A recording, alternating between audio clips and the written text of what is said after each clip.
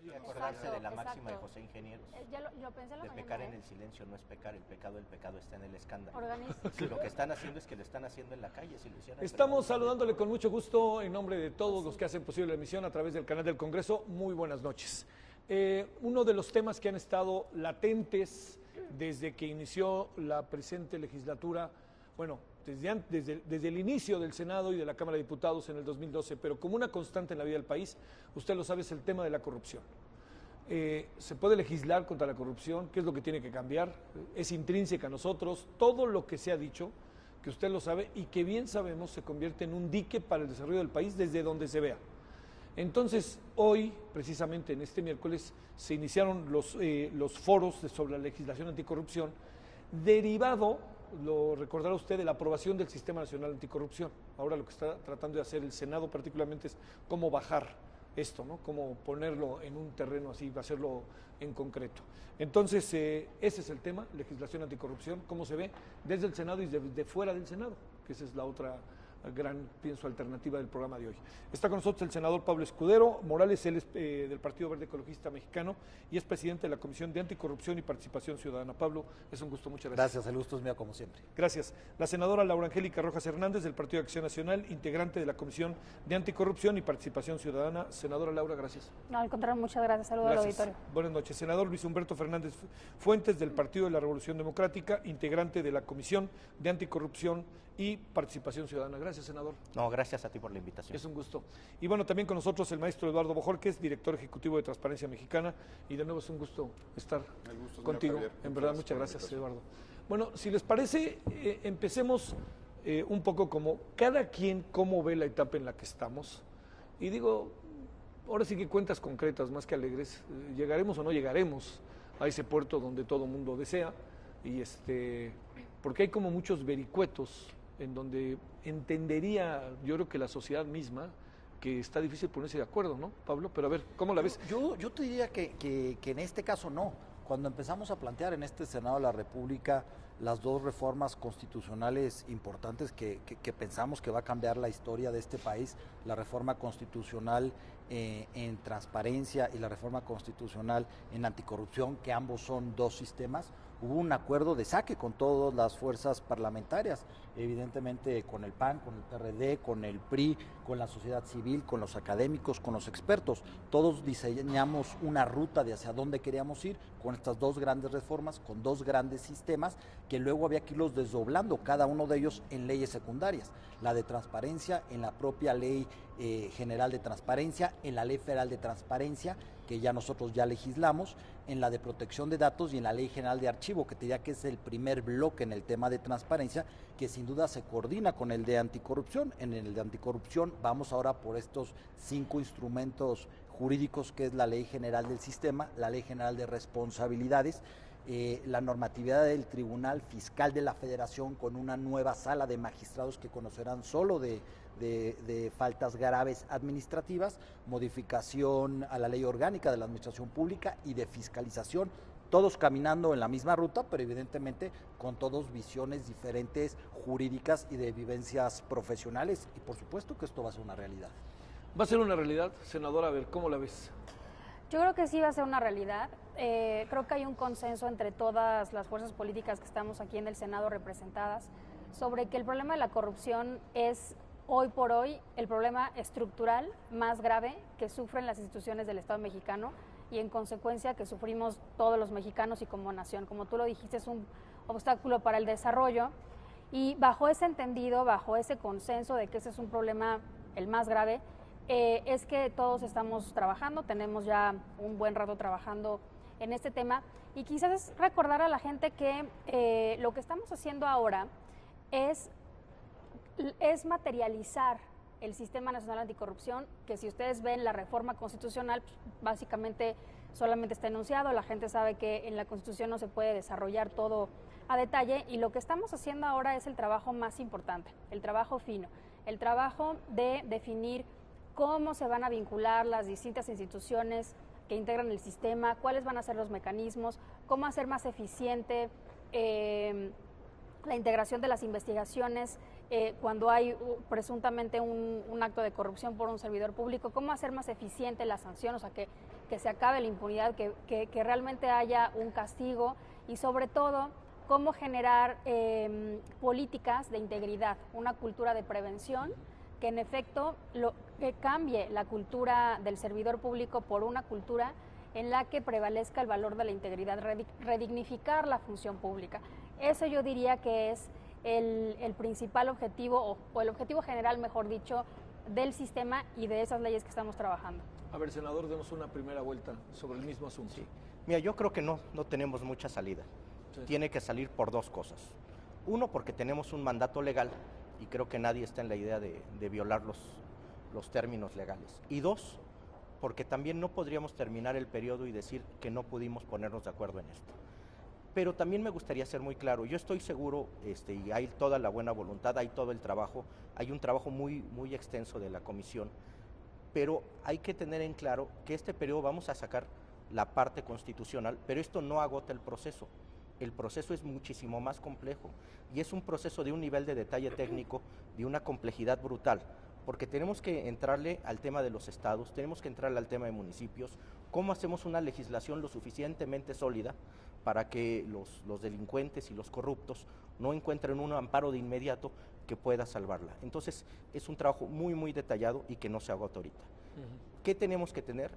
Uno, hay que sacar lo más importante ahorita, que es la implementación de la reforma constitucional, darle potencia al aparato constitucional contra la corrupción, pero esto también implica los pasos siguientes, que es, uno, el combate a la corrupción política, que es un tema de fondo y que la gente lo está pidiendo.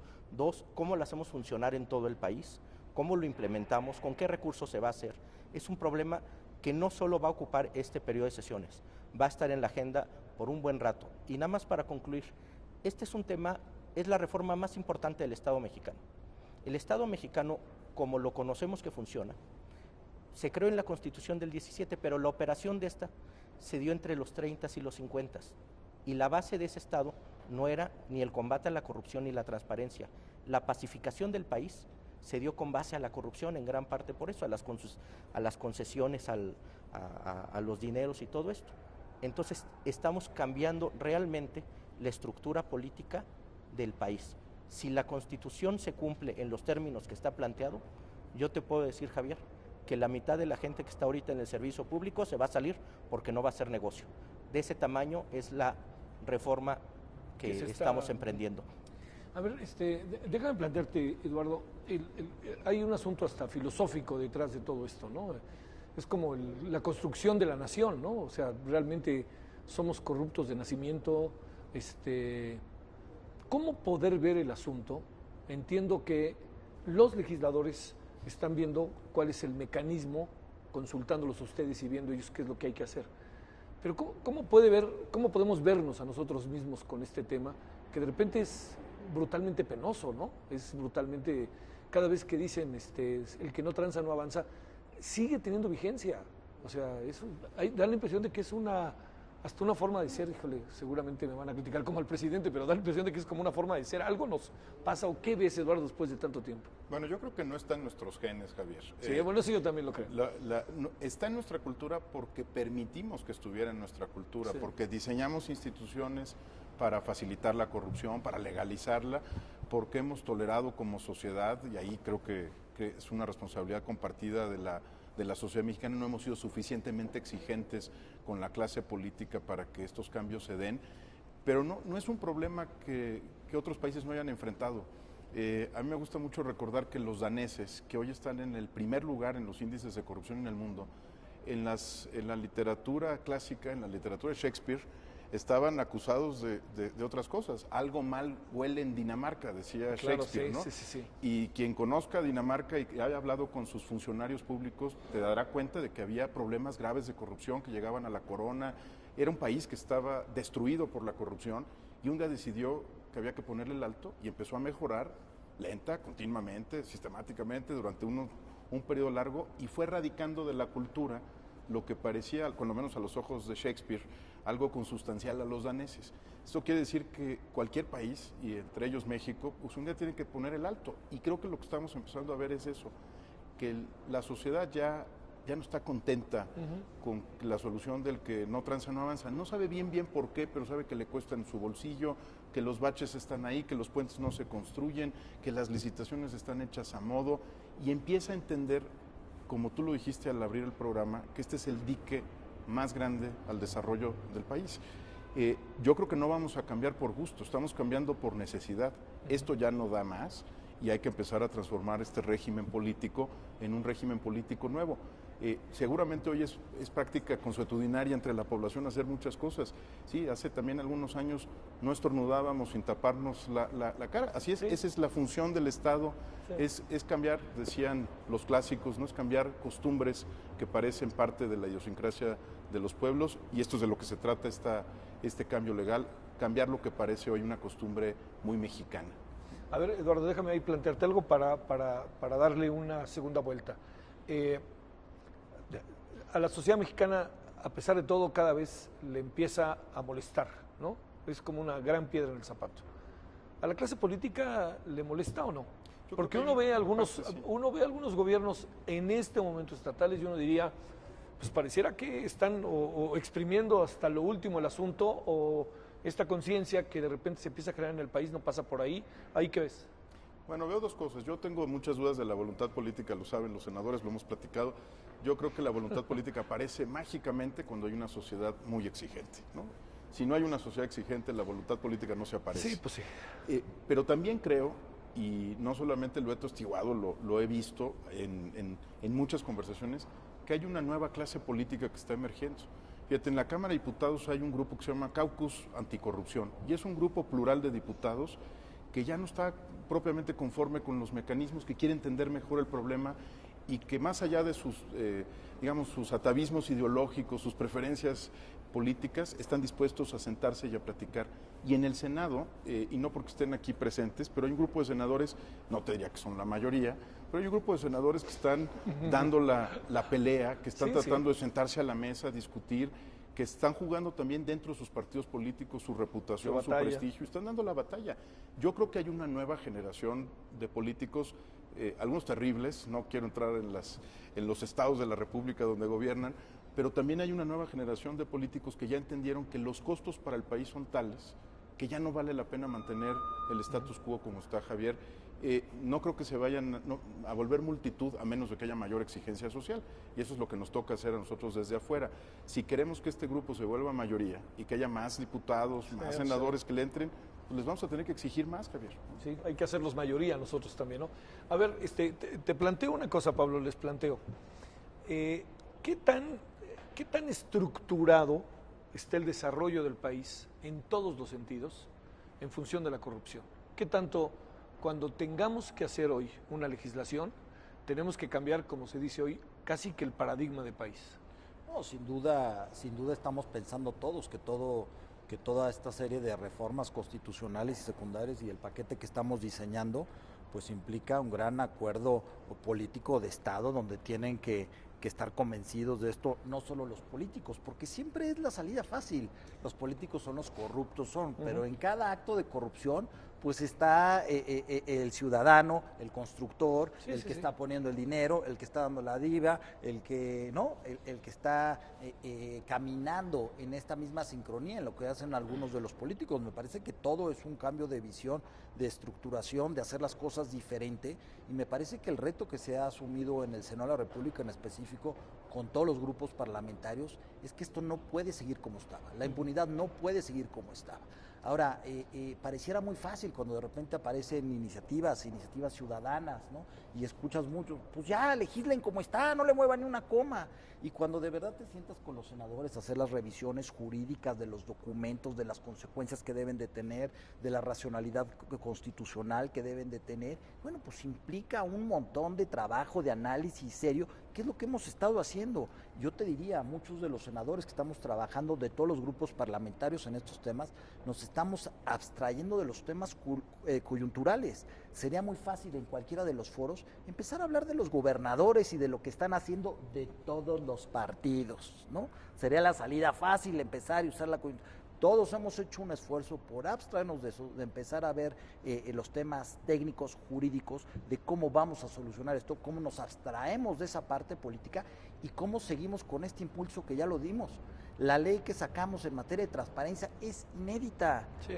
O sea, el tema que de haber involucrado a los partidos políticos, a los sindicatos, a las universidades, a todo aquel que reciba un peso es inédito. El tema de lo que estamos haciendo en el propio Congreso, en la Cámara de los Diputados y en la Cámara de los Senadores, transparentando cada una de las partidas presupuestales que están haciendo, pues va a marcar, y estoy seguro, un antes y un después de esta legislatura. Y yo te diría que veo en sintonía un gran acuerdo parlamentario, político, social y de los ciudadanos, ¿no? Acompañados de la mano de los expertos, de las ONGs y de aquellos que están revisando las experiencias internacionales, ¿no? A ver, te plantearía algo como muy concreto, ciudadano. Si yo no entro en este terreno lamentable de la corrupción, difícilmente incluso puedo vivir respecto a mi cotidianidad. Si yo me tengo que esperar, nunca voy a conseguir. No hay una efectividad, no hay una optimización, diría yo, de las instancias del Estado, particularmente la de los gobiernos. Esta parte, ¿cómo verla, Pablo? Que es una parte central. Sí, yo no quisiera, yo la verdad las cosas que no quisiera generalizar que todo es así. Sí, hay muchos ciudadanos que no están pensando en los temas de corrupción o en tener que hacer un pago adicional para obtener algún beneficio. Yo te diría, todos esos temas por lo general son los temas en los que los propios ciudadanos han sido desordenados. Por ejemplo, fíjate un tema, el tema de los pasaportes, ¿no? Para ir a sacar tu pasaporte, a ver, yo te diría, es un trámite muy fácil, muy ordenado, bajas tu formato, llevas tu requisito y en media hora puedes tener tu pasaporte, ¿no? Si se te perdió el pasaporte y te urge irte y no lo tenías y eso, pues empiezas a ver que el ciudadano se empieza a acercar a los servidores públicos para hacer. Yo creo que hay muchos ciudadanos que no hacen de su vida diaria la cotidianidad de tener que estar pagando actos de corrupción o dando dinero que no debiera de ser. La verdad es que no lo veo así. Hay otros que sí, que optan por ese camino, ¿no? Sí. A ver, senadora, déjame plantearte ahí algo. En este diagnóstico que han venido haciendo 3 años y más, ¿no?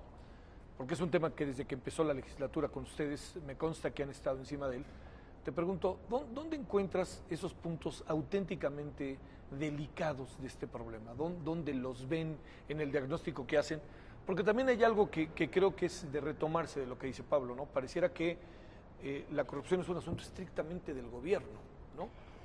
Mira, no es un asunto estrictamente del gobierno, en efecto siempre hay una contraparte, pero por supuesto que el gobierno es el principal responsable. Si hablamos en términos de cantidad de dinero, del dinero que implica el mercado de la corrupción, lo puedes encontrar en las compras públicas, contrataciones y compras públicas, ¿no? Licitaciones, asignaciones directas, etcétera. Y estamos hablando de miles de millones de pesos, carreteras, hospitales, escuelas, computadoras para los gobiernos, cualquier gobierno estatal, el poder legislativo, el poder judicial, el ejecutivo, en fin. En donde están las grandes cantidades de dinero es en donde ahí de manera más clara podemos encontrar actos de corrupción. Y ahí es en donde estamos poniendo un especial interés en tratar de reducir esa cantidad de dinero, en tratar también de generar los mecanismos para que el daño patrimonial, el daño a la hacienda pública, el daño al dinero de los mexicanos pueda ser recuperado de alguna manera. Pero el daño, ese es el daño económico. Pero también hay otro tipo de daño que también es muy visible, que es el daño a la democracia, el daño a la confianza en las instituciones, el daño en la credibilidad de los políticos, de sus legisladores, de sus gobernadores, etcétera. Ese daño pues es inconmensurable. Simplemente no lo podemos medir más que en algunas encuestas de opinión como Latinobarómetro, ¿no? Que ubica a los mexicanos en el último lugar de satisfacción con su democracia, y eso es muy peligroso y es muy triste porque nos costó literalmente sangre y millones, miles de millones de pesos y generaciones que se invirtieron en construir la democracia que tenemos, las libertades que tenemos, y que la gente se siente ahora profundamente decepcionada porque ve que su clase política no está dando los resultados que espera y que la gente que va al servicio público sin generalizar, Sí. pero sí algunos, o muchos, por eso nos mancha a todos, van ahí a robar, van ahí a ver cómo se benefician, y si no es a través del diezmo, de este moche de 10%, que luego que todo el mundo sabe que para que un empresario se lleve un contrato se tiene que mochar con eso, y que luego se usen las campañas políticas, y que es un círculo. Sí lo vemos, si no lo vemos ahí, lo vemos en el día a día con los viáticos, ¿no? Mucho, y lo acabamos de ver incluso con los de la función pública, pero pasa en todos lados y en todos los niveles. Gente que se va de viaje a una comisión oficial y que dice, pues cómo no, con este dinero que no es de mi bolsillo, voy y me compro algo que en México no lo pagaría de mi sueldo. Y eso se ve como un abuso, como un pues sí, aprovecharme de un cargo que es para el servicio de todos en beneficio personal. Entonces, son dos tipos de daños los que hay: el económico, el que cuesta dinero a los empresarios, y también este daño a la credibilidad y a la confianza en las instituciones. Sí, es que esto que dices de que se pone, al final se pone en riesgo la democracia, ¿eh? Dices, ¿para qué?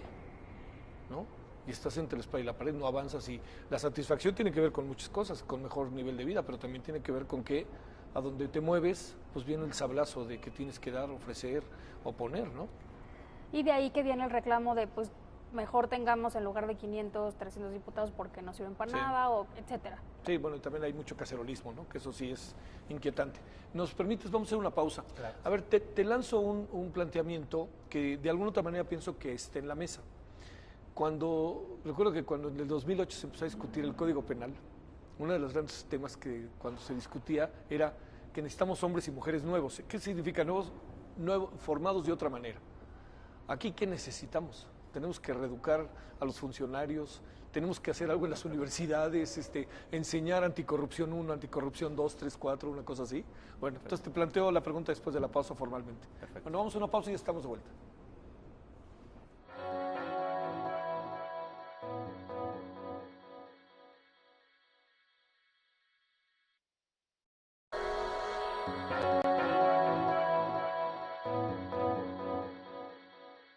Legislación anticorrupción aquí en la Cámara de Senadores, en la nueva sede. Planteaba, senador Luis Humberto Fernández Fuentes, te planteaba, a ver, esto de todo un cambio de mentalidad, ¿no? Que, digamos, tenemos reforma educativa, pues tenemos que reeducarnos todos, tenemos reforma en transparencia energética, en todo, tiene que haber ahí como un cambio. Pero esto se ve tan arraigado que uno inevitablemente se inquieta y dice, ¿por dónde le vamos a entrar? Para aquellos que tienen la responsabilidad también de cumplir, los ciudadanos, pero aquellos que son como los depositarios, por decirlo de alguna manera. Mira, José Martí alguna vez escribió que la mejor manera de decir es haciendo. Hay muchos cambios que hemos vivido en los últimos años y que son un buen ejemplo. Tú te acordarás que antes el cinturón de seguridad no era tan obligatorio, y cuando salió todo el mundo se escandalizó. Al final del día ya todos aceptamos lo del cinturón, y como eso te puede decir muchísimas cosas, el caso de la influenza y cómo toser. Las sociedades sí se pueden moldear en comportamientos favorables. Algo que hemos platicado mucho, la sanción es la parte más estridente, es la parte más visible del combate a la corrupción, pero no vive ahí. Cuando hay sanción es que falló tu política anticorrupción, y si no hay sanción es que ya falló peor. El eje de la reforma tienen que ser 3 puntos. Primero, educar y tomar conciencia. 2, prevenir y sancionar. Si me permites, ahorita comentabas el caso de Dinamarca, hay un caso más en cortito y más Nueva Zelanda, Zelanda, que es el de Hong Kong. ¿O Hong Kong? Hong Kong estaba en los peores lugares de combate a la corrupción, y en un lapso de 5 años pasó a ser uno de los primeros. ¿Qué fue lo que hicieron? Se la tomaron en serio. Vieron que había una crisis y que era la única forma de lograr desarrollo económico. Entonces, yo soy muy optimista en el sentido de que podemos lograr grandes cambios, que está íntimamente ligado a nuestra formación ciudadana o a nuestra falta de formación ciudadana, sí. Para darte una idea, simplemente el Zócalo de la Ciudad de México lleva el nombre de un fraude. Es un Zócalo que se contrató, se pagó y nunca se construyó. Desde ese momento estamos ya hablando. Pero es algo inherente ya a la condición humana. Prácticamente cualquier gobierno que vemos, si ves los discursos de la década de Tito Livio, ves los clásicos romanos, siempre va a haber este tema. Pero el tema de fondo es si las instituciones pueden ser más fuertes que los privilegios. Eso es de lo que estamos hablando. Si el poder del Estado puede imponerse, el poder de lo público, el poder de todos, sobre el poder de unos cuantos. Sí. Parafraseando un poquito a Joaquín Sabina, que ser honesto valga la pena y que ser un delincuente no sea tan barato. Creo que ese es el quid del asunto, que generemos los incentivos para que sea muy caro ser corrupto. Estamos partiendo, ni siquiera en las sociedades más avanzadas se ha podido erradicar al 100%, pero hay una dominancia del Estado o del interés de lo público. Pero al final llegamos a esto, que sea muy caro ser corrupto, porque ahorita no vale nada, ¿eh? Simplemente nos daban un ejemplo. En muchos, en los foros que hablamos con los contralores estatales, muchísimos municipios no tienen ni siquiera mecanismos de control. O sea, el control de muchos gobernadores, como lo decía el compañero, son de todos los partidos, no es privativo de uno. No quiero ser específico, pero si tienes un control del gobernador sobre el contralor, sobre el auditor, sobre las cámaras, pues entonces no hay esta persecución. Pero al final del día es tener los incentivos y contrapesos para hacerlo. Si lo logramos, yo estoy seguro que tendremos un buen resultado en el corto plazo. ¿Está contemplando la legislación aquello que tiene que ver con la formación de los niños, los libros de texto, alguna cuestión de esta naturaleza, o no están entrando todavía en ese terreno? No estamos entrando a este nivel de detalle, pero no es una omisión, lo hemos platicado sí. Entre nosotros, se ha platicado en las comisiones, que es un tema de cultura. Ahorita lo inmediato, es que también esto es bien importante, ver cuál es el foco, porque si no vamos a generar una desilusión, no vamos a acabar con la corrupción en este momento, vamos a generar un aparato anticorrupción que el Estado mexicano no lo ha tenido desde nunca. Desde nunca. Entonces, eso es un gran avance. Que lo resolvemos esto con estas 5 leyes y otras iniciativas, vamos a dar un avance, pero no. Y hay otras que van de la mano. Comentamos, por ejemplo, en lo personal yo tengo una iniciativa de homologar todos los delitos de corrupción donde participen más de 3 personas, servidores públicos o no, a crimen organizado. ¿Por qué? Para desmantelar redes. Creo que hay una serie de normas que no solo son estas 5 leyes que van a ayudar a hacerlo, pero el punto es que ya iniciamos un camino que no está terminado, no se agota con estas 5 leyes o las demás que podamos tener, pero creo que por lo menos tenemos algo que hace un par de años no teníamos, y creo que eso es una buena noticia. A ver, Eduardo, uno diría, digamos, hay una especie de consenso, ¿no? Tenemos que hacer algo. ¿Habrá alguien que no quiera esto en esta sociedad? Y digamos, ¿cuál sería, qué es lo que lo podría mover o los podría mover? ¿Qué es lo que podría pasar? Entiendo, volvemos quizás a este tema de los de siempre, que hay buenos, malos y esas cosas, pero digamos, ¿cuánto tiempo llevas en el tema de transparencia, Eduardo? Ya más de lo que debería. Claro. 3 lustros. Pero, claro, pero es que quiere decir que has visto a los que se frenan el asunto, ¿no? Pero fíjate, justo ahí, Javier, para recuperar una discusión que tuvimos hace 15 años. La primera vez que nosotros le hablamos a un servidor público de transparencia, su respuesta fue: eso no es para los mexicanos, ¿no? Eso es para los daneses, los suecos, los finlandeses. Y esa era la reacción, porque pensábamos que la transparencia era ajena a nuestro país. Perdón, yo sí quiero decirles que en pocos países hay leyes de transparencia tan avanzadas como la que ahora tiene México. Ahora, transparencia no es igual a honestidad. Sí.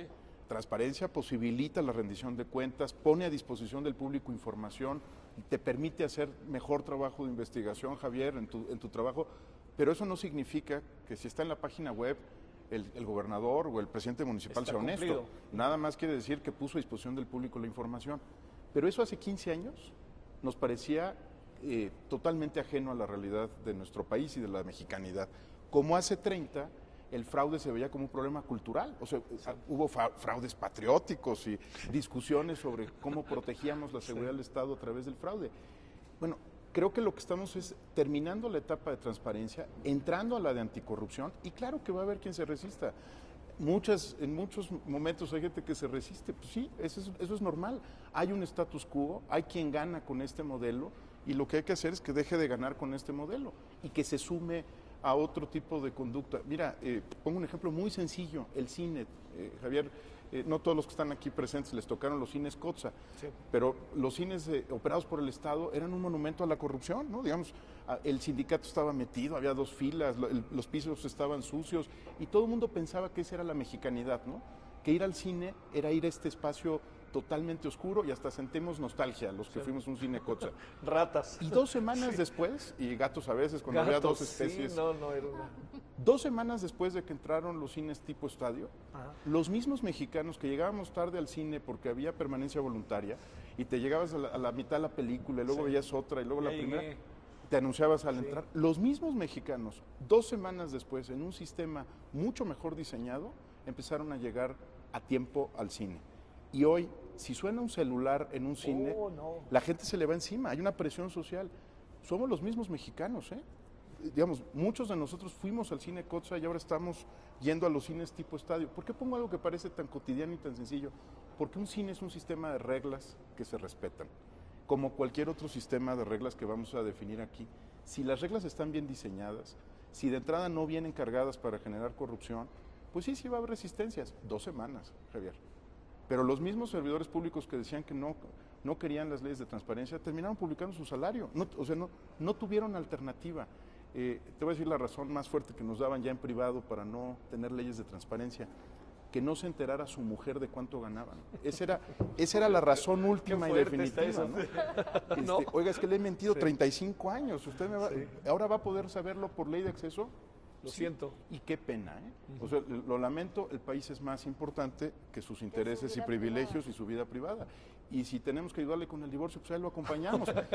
Pero Tengo el país abogados. tiene que moverse. A ver, Eduardo, ¿qué imaginas, para entrar en la parte final, qué imaginas en términos del tiempo? No que llegaremos al Shangri-La, ¿no? Pero que llegaremos a un estado de las cosas en donde esto, que ha sido un dique brutal para el desarrollo de la sociedad y que nos hace ver mal con nosotros mismos y que ante el mundo somos muchas veces fustigados, el hazme reír, ahí viene un mexicano, pues sí, a ver, ¿cómo va a ser? Es decir, ¿qué imaginas en el tiempo? Un proceso de transición, ¿no? El proceso de transición yo creo que ya está echado a andar, ¿no? Ya arrancó. A ver, pero ¿qué imaginas de resultados? A ver, si tenemos un horizonte de una década, que es Sí. más o menos lo que nos ha costado consolidar el sistema de transparencia, si tuviéramos un horizonte de una década, lo urgente es lo que estamos discutiendo hoy día en estos foros. Tenemos 5 leyes que en lo inmediato tenemos que modificar, otras 20 leyes federales que seguramente van a quedar afectadas y hacer que esto se reproduzca en los estados y en los municipios con todas las limitantes que planteaban hoy, por ejemplo, los contralores estatales, con todos los retos que hay. ¿Eso cuánto tiempo va a tomar? Bueno, si nos apuramos y salimos antes de mayo como sociedad, aquí sí, no como Congreso, pues vamos a tener cuando menos 3 años para empezar a implementar esta primera etapa. Eso no significa que no se pueda actuar contra el que actúa en contra del interés público. Sí. Hoy, con los recursos que tenemos, se hizo contra el Bester Gordillo y se puede hacer contra otros que vayan en contra del Estado mexicano y del interés de todos. Yo me imagino, Javier, como sociedad, salud, me imagino que vamos a hacer lo mismo que se ha escrito aquí, que en los primeros 3 años vamos a tener que hacer la obra negra, ¿no? La gran estructura, que vamos a tener que sumar a mucha gente a este movimiento, dentro y fuera del gobierno, que va a tener que ser una prioridad nacional por cuando menos una década, y que vamos a empezar a sentirnos de la siguiente forma, y ese espero que sea el resultado final de un sistema como este, una transición como esta, que vamos a reproducir lo que decía el senador hace un momento. En todos los países hay corrupción, pero no todos los países reaccionan de la misma forma cuando encuentran un ilícito. Lo que distingue a los alemanes, a los suecos, a los finlandeses, a los norteamericanos, es que cuando se conoce algo, todo el aparato cierra filas, se sanciona y se empieza a hablar de que fueron manzanas podridas, ¿no? Que eso no distingue a esa sociedad. Yo creo que lo que vamos a tener que encontrar son las manzanas podridas y vamos a tener que empezar a salir los demás de esta idea de que somos corruptos por naturaleza, por cultura, por tradición, por historia. Y que nos vamos a poder sentar a la mesa con un finlandés o con un sueco con total tranquilidad diciendo, sí, tú tienes los casos de Nokia, yo tengo los de Siemens, yo tengo los casos X o Y, Sí. pero estamos actuando en contra de aquellos que traicionan el interés público igual que ustedes. A ver, Pablo, déjame plantearte algo a ver, en este trabajo que están haciendo, primero, que fue esta discusión sobre la aprobación del sistema, ¿no? Como tal, el Sistema Nacional Anticorrupción, que daba las bases.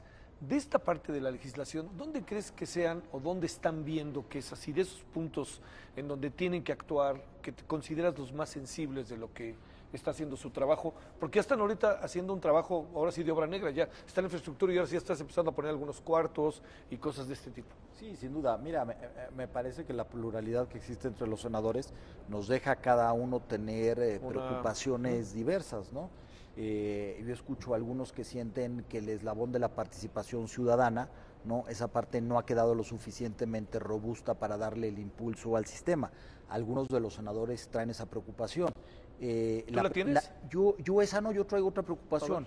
A mí me tiene trabajando mucho y de manera muy detallada que el marco legal que construyamos sea constitucional, que tengamos todos los instrumentos correctos, para que no saquemos una legislación que al día siguiente tengamos 40 amparos, que sean los primeros 40 amparos y que les enseñemos a los grandes despachos qué van a hacer para no cumplir esta ley. Entonces la revisión de cada uno de esos artículos que implica una etapa dentro del procedimiento administrativo de cada uno, que puede ser tan pequeño desde la admisión de una prueba, el desahogo de una prueba, el pedirle, el citar a un servidor público a que comparezca a una garantía de audiencia o no, el cierre de una instrucción en un periodo, la conformación de unos alegatos, cada una de esas etapas, si no está perfectamente bien alineada al sistema procedimental, al sistema constitucional, se nos va a caer.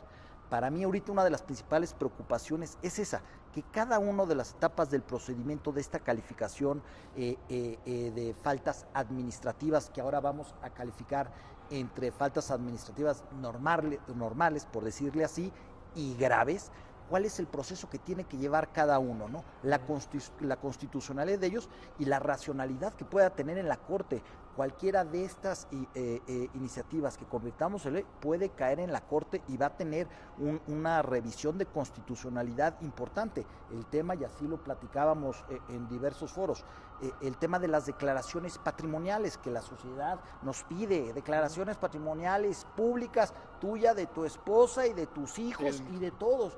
Bueno, ¿qué va a suceder si nosotros legislamos en eso y una esposa decide que su información no quiere que sea pública y le presenta un recurso a su marido? Yo no quiero que digas que tengo un coche. ¿Por qué? Pues porque mi hermana me lo va a pedir o porque... Lo que fuera. No, por lo que sea. O porque tus hijos, que pueden ser menores de edad o no, pero que siendo tus dependientes económicos, sus datos personales y su información va a ser pública.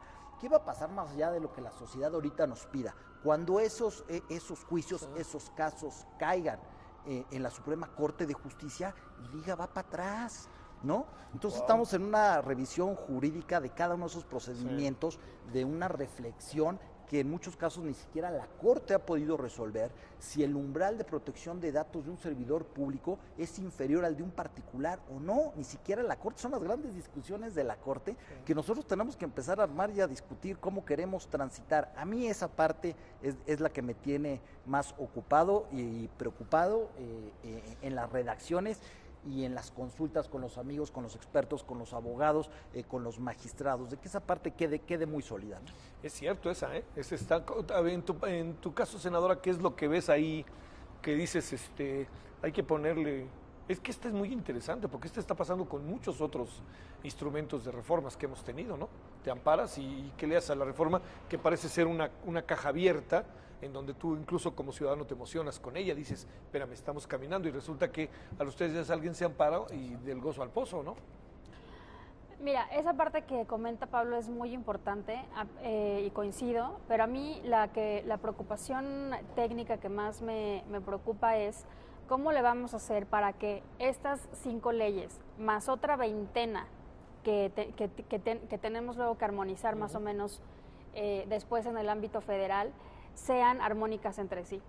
Es un reto técnico de verdad monumental, porque simplemente por el volumen de artículos de texto, pues, que implica 2 leyes generales, 3 reformas legales, que ya mencionó Pablo, y otra, insisto, otra veintena de ordenamientos, más la parte penal, que eso no lo hemos tocado en este programa. Pero lo que estamos discutiendo ahora es, digamos, lo que se conoce como responsabilidades administrativas, que es un término jurídico, que no son delitos propiamente, pero que son conductas que están fuera de lo que debe de ser el ejercicio de la función pública y que tienen que ser sancionadas. Muchas de esas veces están vinculados estas actitudes malas del servidor público con un delito, pero no siempre. Entonces, sin embargo, en el combate a la corrupción, son las dos partes las que tienen, la administrativa y la penal, las que tienen que estar vinculadas y conectadas. O sea, ahorita estamos en la parte administrativa. Comentábamos el tema de compras públicas. También está en proceso una reforma a la ley de compras públicas, por ejemplo. Se comentaba el tema de la educación cívica, que ya regresó a las escuelas, pero habrá que revisar si hay que hacer alguna otra cosa en ese sentido. Toda la parte penal, la fiscalía anticorrupción, que falta desarrollarse también su normatividad, etcétera. Entonces, a mí eso es lo que me preocupa más, o sea, a nivel técnico. Y a nivel, digamos, de comunicación política, lo que me preocupa es cómo le vamos a hacer para comunicar adecuadamente a toda la población lo que significa y lo que no significa, lo que puede esperar y lo que no puede esperar de esta reforma, porque en efecto ha generado una gran expectativa, y no digo que no vaya a responder a la expectativa. Lo que sí digo es que no va a ser de la noche a la mañana, ya lo explicó bien Eduardo. Lo que estamos buscando es una transformación cultural del servidor público, y una transformación de esa dimensión no se da de la noche a la mañana. Simplemente para implementar, simplemente para que las instituciones que van a tener nuevas facultades, por ejemplo, la Auditoría Superior de la Federación, acabamos de conocer el informe de la Cuenta Pública 2014 con un montón de irregularidades como siempre, que ahora con las nuevas facultades que va a tener la auditoría, por ejemplo, esas cantidades exorbitantes de desvíos de recursos que vemos cada año, se pueden evitar o se podrán evitar, porque la auditoría va a poder hacer auditorías en tiempo real y detener algo que está en curso de ser mucho más grande el daño. Sí. Entonces, bueno, finalizo. El implementar estas leyes, las nuevas atribuciones que va a tener cada una de las instituciones, nos va a llevar un poco de tiempo. Entonces, hay que también saber comunicarle a la gente que este es el primer paso de un camino cuyos resultados se van a ver a mediano y largo plazo, pero que pues ya iniciamos, y que eso es la parte importante. Esa es otra, ¿no? Híjole, bueno. A ver, ¿y qué otra? A ver, yo veo 5 cosas muy puntuales, bueno, muy rápidas. Pero sí compartes un poco estas dos. Absolutamente. Como un asunto, no diría como un problema, como un asunto a atenderlo. Sí, es parte del diseño y de lo que estamos trabajando. Mira, yo creo que lo más importante es que sea útil. Parece una obviedad, pero toda esta reforma anticorrupción tiene que ser el instrumento más poderoso para dos cosas: para fortalecer al Estado mexicano y para darle seguridad, reforzar la seguridad pública. La mejor política de seguridad pública es reforzar la lucha anticorrupción. Es una simetría tremenda entre la inversión del Estado mexicano en seguridad pública y el tamaño del combate a la corrupción, que eso se refleja en muchas cosas. Que sea útil. 2, que sea consistente. ¿A qué me refiero con que sea consistente? Que sea armónico con todo el aparato jurídico, pero que le dé la potencia para que tenga esta aplicación. El tercer punto, que sea simple. Si no es simple, van a encontrar la forma de darle la vuelta. Entonces, tiene que ser simple para que sea operativo y sea práctico. Siguiente, que sea creíble. ¿Por qué? Porque si hacemos una reforma que sea muy ambiciosa, pero que por el otro lado sea muy discursiva o X, no lo va a creer la población. Tenemos que darle los elementos para tener la fe en las instituciones, y que esta va a ser la vía de resolverlo. Y por último, pero no menos importante, que sea progresista. Nosotros en esta reforma debemos ir más adelante de la reforma constitucional. No debemos de limitarla, no debemos de acotarla, no debemos de buscar cómo darle la vuelta, no debemos de ver cómo hacerla chiquita, debemos de ver cómo le damos más atribuciones al Estado, cómo le damos más atribuciones a lo público, para que tengamos un camino que vaya permanentemente hacia adelante en limitar la corrupción. Esos serían los 5 puntos que yo vería. A ver, dice Pablo que incluso también, Laura, ¿no? Los dos senadores que tienen la percepción de que hay un consenso real, ¿no? Sí lo va a existir, porque sabemos, pues naturalmente, las dificultades propias del legislativo. Algunas de ellas sí me parecen ficticias y me parecen incluso, perdón que lo digas, irresponsables, pero otras me parecen muy genuinas, me parecen muy de auténtico. Uno piensa de una manera o de otra, tratan de persuadirse, de convencerse. Ahora que vino el Papa, perdón que lo cite, pero dijo, negociar es perder, perder y perder para luego ganar. Así es. Sí, mira, yo creo que el ánimo de todos, no es un tema que valga mucho el regateo. O sea, creo que ¿No todos lo alcanzas partemos. a ver? ¿No lo ves? Mira, citando al Papa, yo creo o estoy seguro que vamos a discutir con mucha intensidad, que vamos a discutir con muchos argumentos.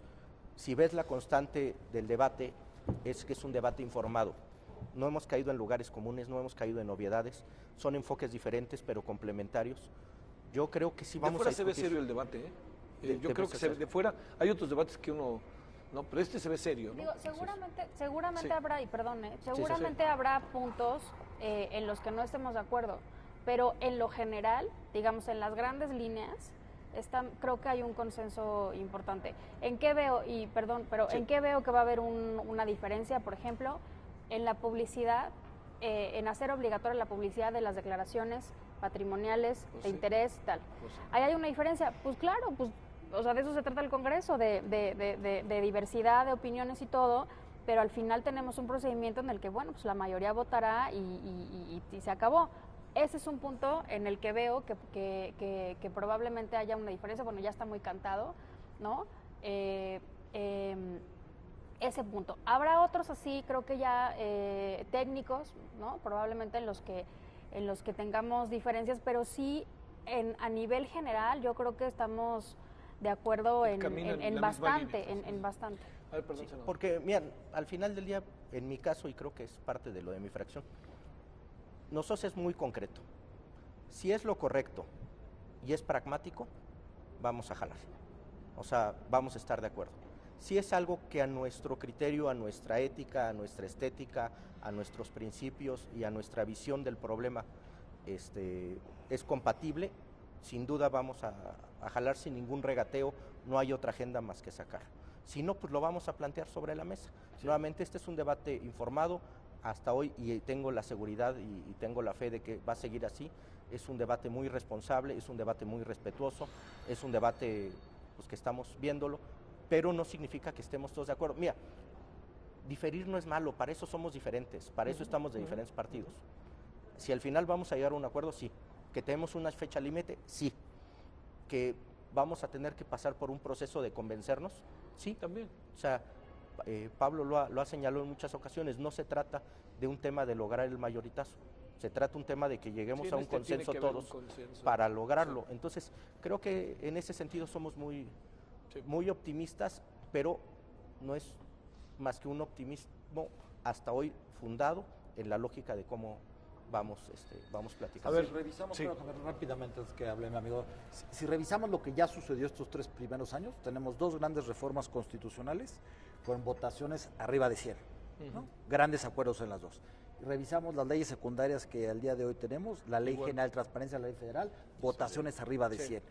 Es decir, el consenso es todo, evidentemente tenemos posiciones diferentes, y yo a lo mejor diría, ni siquiera de partido, porque tenemos formaciones los senadores diferentes. Estamos hablando con maestros y otros que son abogados, otros que hemos operado el sistema, que hemos llevado audiencias de ley, otros que han sido oficiales mayores. Cada uno tiene su manera de ver la administración pública, de sentirla, de entenderla y de haberla estudiado. Y eso justamente yo creo que es la fuerza de este Congreso, ¿no? Pero están ahí ya esas primeras votaciones registradas, arriba de 100 todo. Me parece que hay un mensaje claro y una apuesta a las instituciones que es clara, que es firme, contundente y que está ahí. Sí, también es un poco cambiarle la imagen al propio Congreso, que eso es clave. Con toda intención nos quedamos contigo al final. ¿Cómo ves las cosas, Eduardo, bajo esta perspectiva, desde fuera, para lo que ha sido transparencia, lo que has hecho tú a lo largo de todo este tiempo?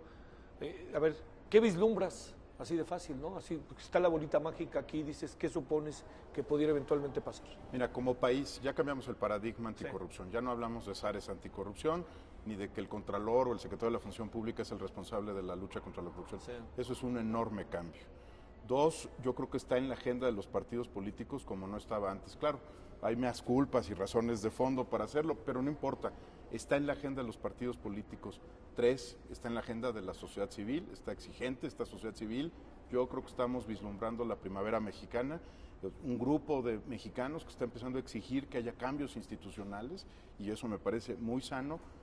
Cuatro, yo creo que estamos conscientes de que esta generación, y cuando digo esta generación me refiero a contemporáneos y no a coetáneos, porque si no la senadora Rojas me va a mirar raro, pero a estos contemporáneos nos toca darle la vuelta a este problema.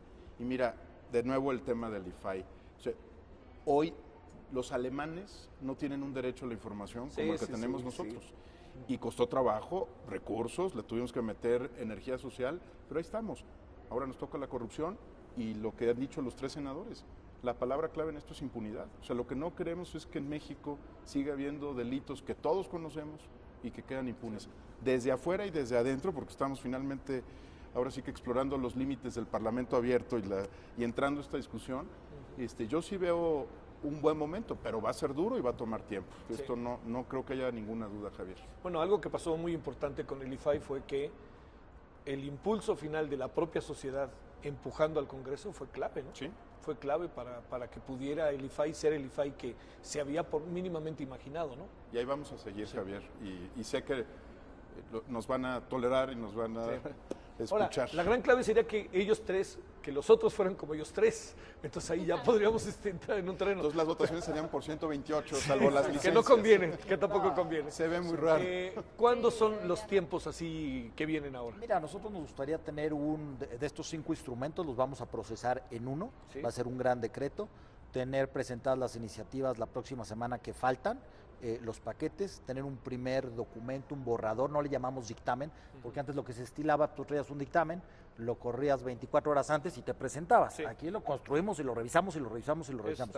Tener eso a finales de abril, un poquito antes de la Semana Santa, que todo el mundo se lo pueda llevar, analizar y empezarlo a debatir en comisiones a mediados, principios de abril y tener ya una votación. El Día del Niño será un buen día. No, 100% seguro, estoy seguro de... estamos muy próximos porque todos estamos pensando en lo mismo. Y aquí hay una ventaja de lo que decían. Hay posiciones en las que no estamos de acuerdo, pero está sucediendo algo diferente en el Congreso. Cada uno defiende su posición de cara a la nación en el Congreso, en debate público, y cada quien asume la paternidad de sus cosas, ¿no? No era antes de que apareció el artículo 34 bis, ¿y quién lo puso? No, el 34 bis yo lo puse por esto. Sí. Entonces, es un debate franco, abierto, y sin duda el 30 de abril tendremos estos 5 instrumentos. Y digo, perdón que lo diga, pero y vía televisión abierta por el canal del Congreso. Entonces, antes era nomás de algunos, pero ahora sí ya es abierta. Muchas gracias, senador. El agradecido soy yo y agradezco a los compañeros que son parte fundamental de esto. Sí, Eduardo, muchas gracias. Gracias, Javier. Muchas gracias. Muchas gracias en nombre de todos los que hacen posible la emisión aquí a través del canal del Congreso. Vienen tiempos fundamentales para este asunto. Hace un año, si no es que menos, teníamos programas y decíamos, el Sistema Nacional Anticorrupción, ¿cuándo va a ser? ¿Cuándo va a ser? Pues ya es, ahora veremos qué viene y yo diría que por lo menos hay fundamentos para pensar que lo que viene va a ser el inicio de la resolución de nuestros problemas en un tema tan delicado, serio, como es el de la corrupción. De nuevo, muchas gracias. Gracias. Pásenla bien, adiós.